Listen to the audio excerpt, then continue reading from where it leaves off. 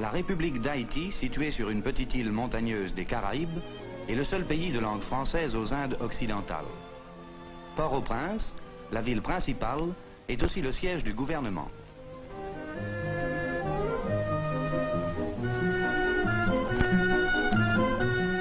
Dans cette contrée tropicale, à population très dense, vivent plus de 3 millions d'habitants.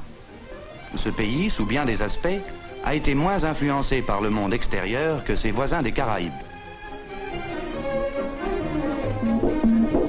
Pendant de longs siècles, l'art folklorique haïtien s'est surtout manifesté dans la danse et la musique.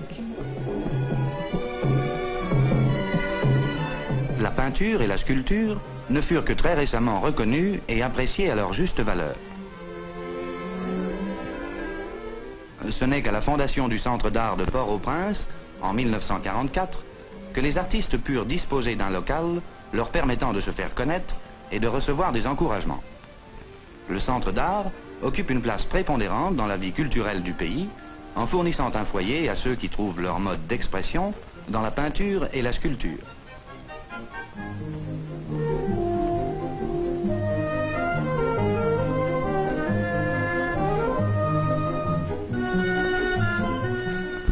La création de ce paradis est presque entièrement due à un Américain qui vint en Haïti pour enseigner l'anglais, DeWitt Peters.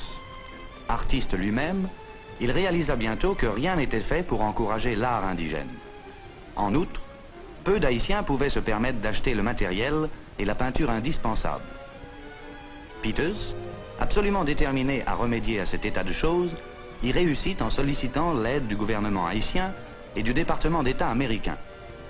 Sous leur patronage, le centre fut officiellement ouvert en 1944.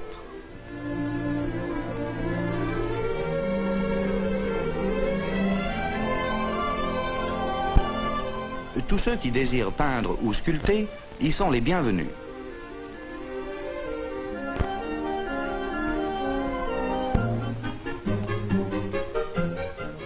Certains sont des artisans accomplis, aimant à travailler dans une atmosphère appropriée et calme. D'autres commencent seulement à apprendre le maniement de leurs outils.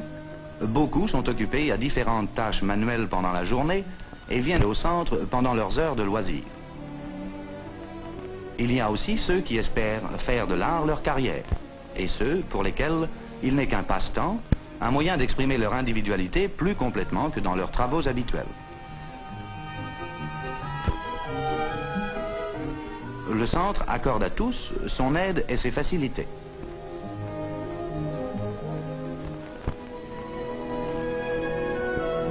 Il dispose de plusieurs instructeurs. L'un d'eux, Maurice Borneau, un enfant du pays, étudie à Paris et aux États-Unis. Il est revenu ici pour enseigner ce qu'il a appris à ses camarades artistes.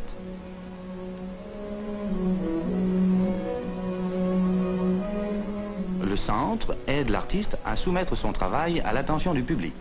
Et les galeries du centre donnent aux profanes la possibilité d'apprécier l'art de leurs compatriotes.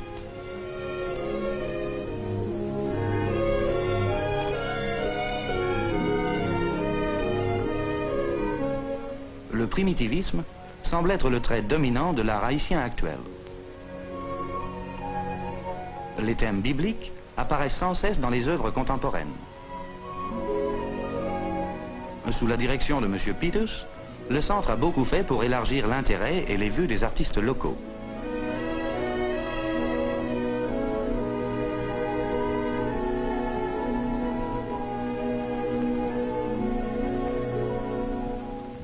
Des hommes comme Aubin et Hector Hippolyte, les meilleurs peintres de l'île, y ont été encouragés et ont reçu une aide précieuse.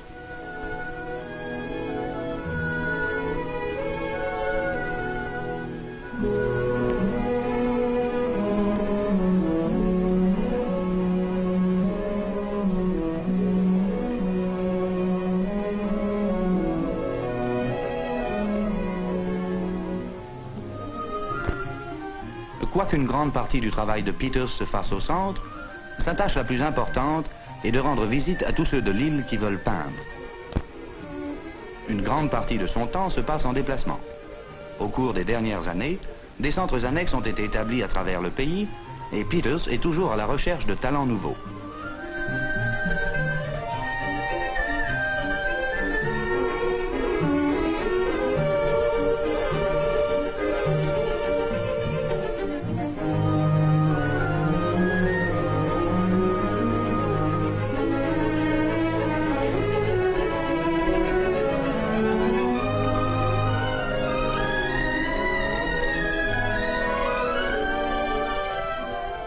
Le talent n'est pas difficile à trouver.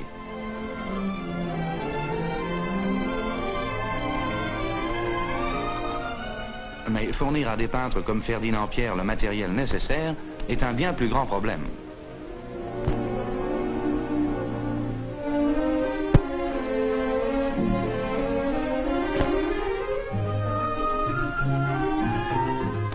Pierre, ancien tailleur venu à la peinture, y travaille dans son village natal, loin de toute influence extérieure.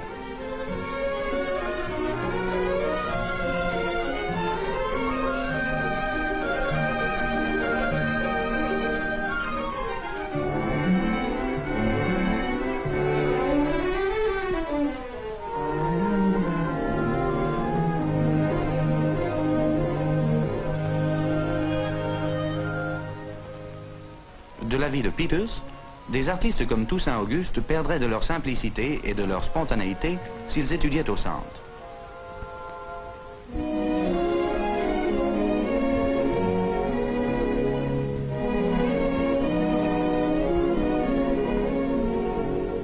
Il leur apporte continuellement encouragement, conseils et matériel nouveau.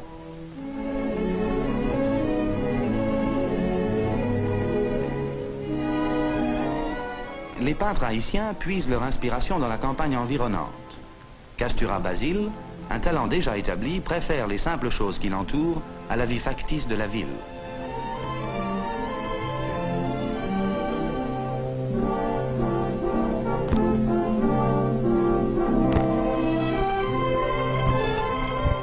L'ouverture Poisson, lui, ne peut accorder tout son temps à la peinture car il est mécanicien d'aviation, mais il a découvert que l'art, plus que son travail, ouvrait un champ plus vaste à son imagination.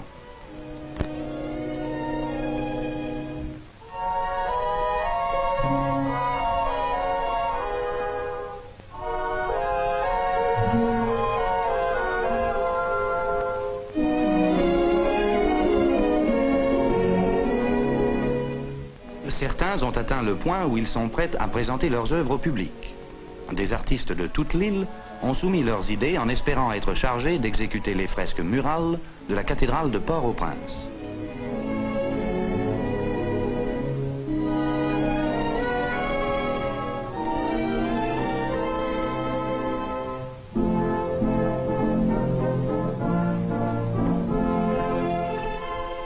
Les organisateurs du centre fournissent de très longues journées de travail.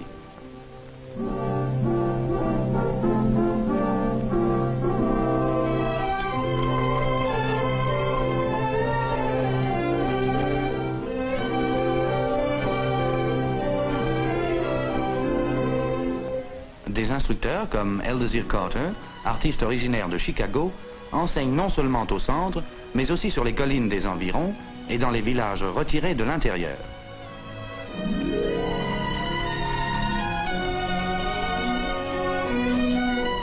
Les promoteurs et les professeurs du centre sont persuadés que l'art constitue un rapprochement certain entre les peuples, puisque les belles choses sont universellement appréciées et que le langage de l'art est international. Le centre artistique d'Haïti joue un rôle important dans la création d'une compréhension meilleure et plus profonde entre les nations.